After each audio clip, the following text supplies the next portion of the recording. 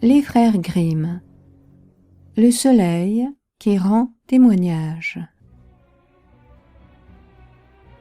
Un ouvrier tailleur voyageait de ville en ville pour se perfectionner dans son état.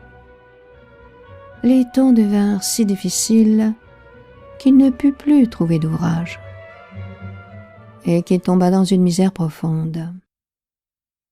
Dans cette extrémité, il rencontra un juif au milieu d'un bois touffu et, chassant de son cœur la pensée de Dieu, il ne saisit au collet et lui dit : « La bourse ou la vie ?» Le juif répondit : « De grâce, laissez-moi la vie. Je ne suis d'ailleurs qu'un pauvre juif et je n'ai que 2 sous pour toute fortune. » Le tailleur crut que le juif lui en imposait et il reprit : « Tu mens. Je suis sûr que ta bourse est bien garnie. » En achevant ces mots, il fondit sur le pauvre juif et lui asséna des coups si violents que le malheureux tomba, expirant contre terre. Sur le point de rendre le dernier soupir, le juif recueillit le peu qui lui restait de force pour prononcer ces paroles. « Le soleil qui a vu ton crime saura bien en rendre témoignage. » Et le pauvre juif cessa d'exister. Aussitôt, l'ouvrier tailleur se mit à fouiller dans les poches de sa victime, mais il eut beau les retourner en tous sens, il n'y trouva que les 2 sous annoncés par le juif. Alors il souleva le corps et alla le cacher derrière un buisson. Après quoi, il poursuivit sa route à la recherche d'une place.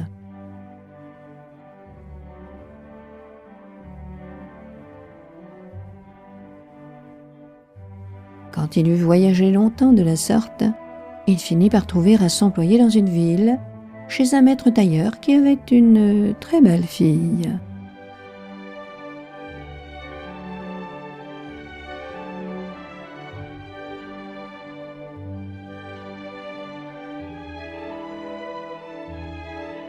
Le jeune apprenti ne tarda pas à en devenir épris, la demanda en mariage et l'épousa. Et ils vécurent heureux.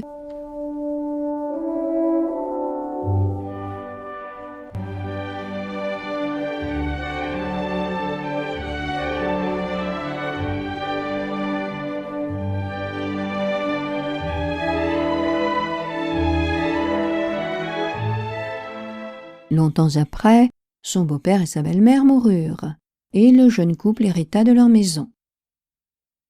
Un matin, tandis que notre tailleur était assis, les 2 jambes croisées sur la table, et regardait par la fenêtre, sa femme lui apporta son café. Il en renversa une partie dans sa soucoupe, et comme il se disposait à boire, un rayon de soleil vint se jouer à la surface de la liqueur, puis remonta vers les bords en traçant des dessins fantastiques.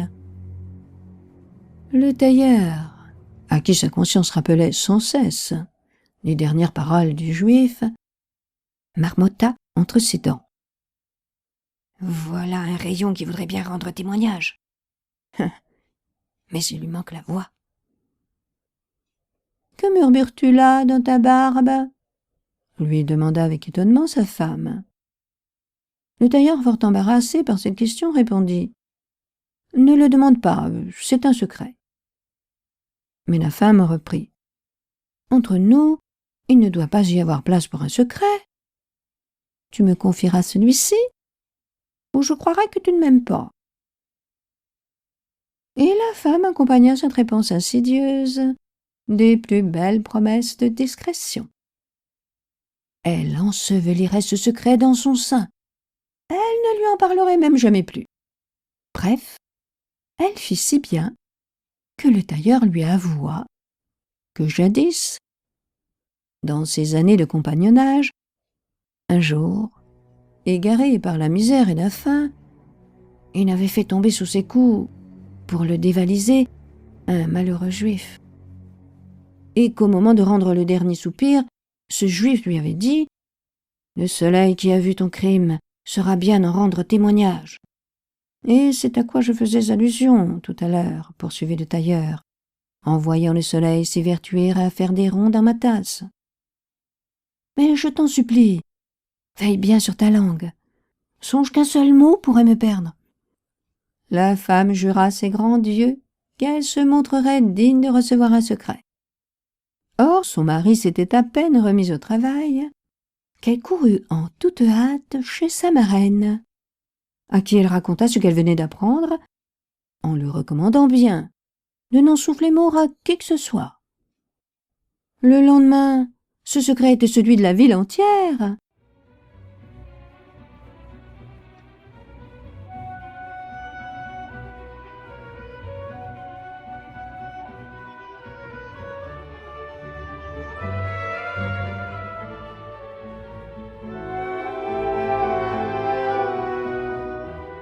Si bien que le tailleur fut cité à comparaître devant le juge, qui le condamna à la peine qu'il méritait.